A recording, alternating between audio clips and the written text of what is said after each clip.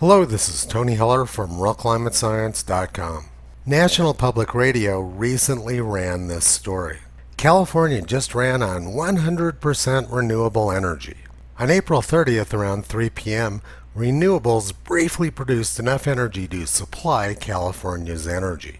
The article went on to say that California is headed down a path of 100% renewable energy. They ran this story about California energy under the heading of climate. The reason being that they want the readers to believe that the climate of California is controlled by the type of energy they use. Now let's take a look at some of the things which NPR is not telling the readers.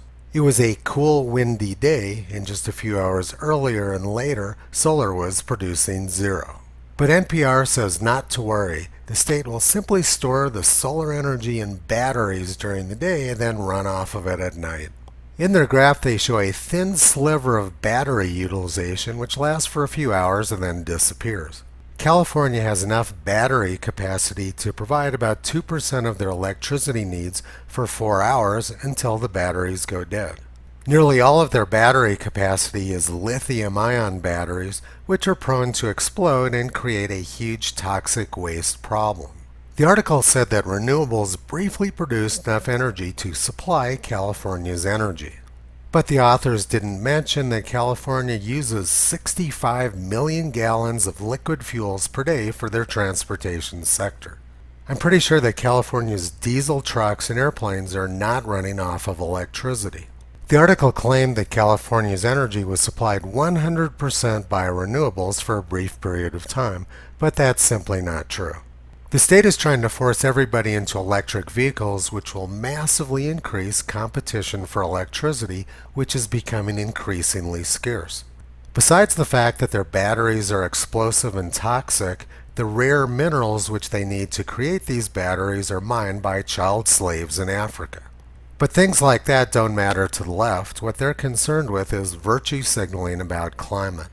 Never mind the child slaves in Africa supporting the green energy industry, Greta Thunberg traveled across the ocean in a $1 million yacht to complain to the United Nations. She told the United Nations that they stole her childhood by using fossil fuels.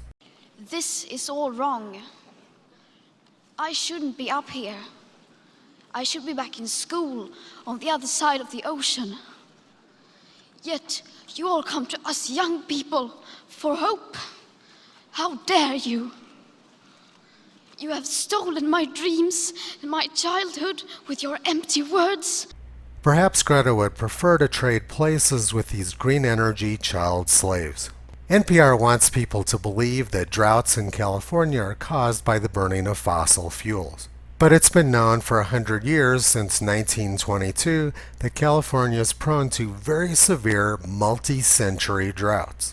Droughts of the past in California were far longer and far more severe than anything they've experienced recently. Drought is the normal climate of California, and it has nothing to do with the amount of carbon dioxide in the atmosphere. NPR is selling low-grade snake oil, and the state of California's government is well aware of it. The state has made deals to purchase Wyoming coal-fired power, but the public won't hear about this until after the year 2025, when it's too late for them to stop it. The whole 100% renewable energy story is a farce. It's not going to happen. Toto is a very nice dog, and he would never recommend to NPR staff that they fly on solar-powered airplanes. You can visit Toto, Kyrie, Caesar, Toki, and Upala on the web at RealClimateScience.com.